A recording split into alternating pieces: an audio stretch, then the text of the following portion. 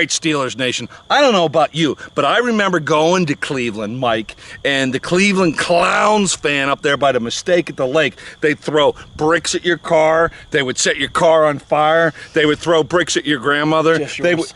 What? Just yours. Just mine. They'd set my grandmother on fire. Look, this is still the Cleveland Browns rivalry to me.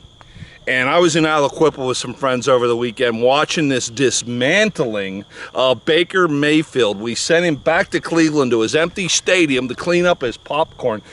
Was it as rewarding for you to watch what happened as it was for me? I just don't think that Cleveland is playing as good as their record is. I think, Baker obviously still struggling a little bit this past game. Under 120 yards passing, 55% completion percentage, 2 interceptions. He looks confused by the defense. Now, the Steelers' defense is as advertised, but they're missing Nick Chubb, and, that's a big piece of their puzzle right there. The brilliant thing was we kept hearing all season, where's Minka? Where's Minka? And I knew all along that these offenses were running away from him, trying to stay. He's a future Hall of Famer, potentially. Mike, you've analyzed this Mika Fitzpatrick beautiful 33-yard, might as well have been a 100-yard interception for a TD, 6 points. What was going on in the coverage? It was 3rd and 4 to 6. Anytime you get that, you study the defenses, and it's a high percentage of blitz, a high percentage of man-to-man coverage. They played one robber, which is the one safety goes back to the free, and the other one rocks down, and he's the robber. He's the free. You got 2 free guys. If it's one cop, you have a linebacker that's free, and one safety's locked on. But the linebackers, everyone was locked on. It was nickel.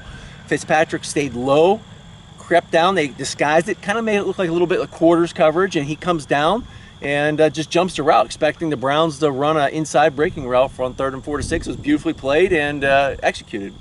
Baker Mayfield is not living up to the hype, but beyond that, that Steelers defense played incredibly.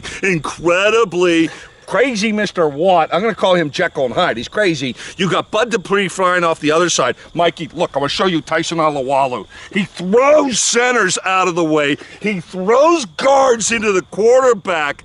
This defense was also problematic for Baker Mayfield. Well, you got TJ Watt and you got Bud Dupree. Those are the 2 big guys that you're going to try and get trouble with when you're blocking. When I come into a team like that and I see those 2 guys, you can game plan one. You can slide the line, you can chip, you can use a tight end, you can use a back.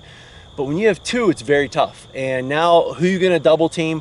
Who are you going to slide to? You have to try and mix it up as well. And then you also have to get the ball quick out of your hands. But, the Steelers on the back end are good enough to play that man coverage and allow those guys eat. You know what? This defense is really looking special, which lends itself, unfortunately, as I hang my head. And you know what? Mike and I talked about this just antithetically, hypothetically, whatever you want to say. What if Vince Williams or Bush went down this year, and unfortunately it happened? He's out for the season. That's all you can say about it. Next man up, as Mike Tomlin said. What did you think about Mickey Spillane? I'm nicknaming him Mickey, the old well, he came in and he played solid, and he did his job. But once teams start to realize, there's a little hole there, they're going to start game planning against that. So you have to be prepared. Maybe even try to get someone in a trade. Maybe using a little bit more nickel, but you're going to have to definitely have someone step up. He's a little bit undersized, and for him to last the rest of the season, we'll see if that's a piece of the puzzle that they're missing right now. We'll see. My mind immediately went to Jerry Olszewski size, which Spillane is. So definitely a Jerry Olszewski prototype, as it were. Look, Spillane did great. He was a snot knocker, putting the helmet on some people, knocking them down, flying to the football, which a lot of guys can come right off the bench and do that. Well, this week he's got his junior high girlfriend texting him saying, "I seen you on TV." The nerves might set in. Well, again, it makes it a little easier when you're coming in and you have that defensive line that keep the big offensive lineman off of you and allowing you to run free. But, Tennessee's a different animal. He's going to have a tough matchup against Derrick Henry, the best running back in the league right now. Henry, the horse, no doubt is the real deal. Mikey, this guy is not an aberration where he's blowing out 100 yards by luck. He is 250 pounds, and he runs like an Olympic sprinter. Yeah, and they said in those next-gen stats, that 96-yard touchdown this past week against the Houston Texans, he reached a faster speed than Lamar Jackson did on his 45 or 50-yard touchdown. So Lamar Jackson's fast. You know, for Derrick Henry to be able to be that big and run that fast, you know, this is going to be a real test. You know, obviously the Steelers, they played every team they played, except for the Browns, have had, you know, a mediocre record or a losing record. Can they step it up against another team that's 5-0? Hey, I definitely think the Steelers can get a hat on Henry this week.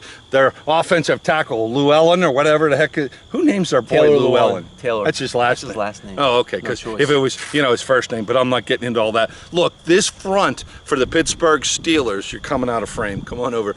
This front for the Pittsburgh Steelers should be able to hunker down and knock Henry the horse and put him back in the stables. But we'll find out next week.